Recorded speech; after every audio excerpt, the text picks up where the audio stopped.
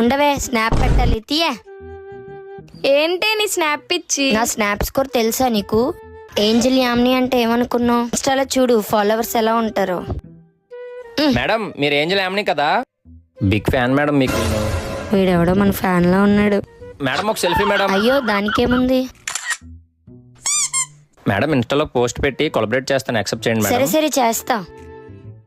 చూసావా మన fan following? అబ్బోయ్ ఇప్పుడైనా తినొచ్చా? తిను. మేడం చేస్తారుగా. చేస్తా. Madam bill.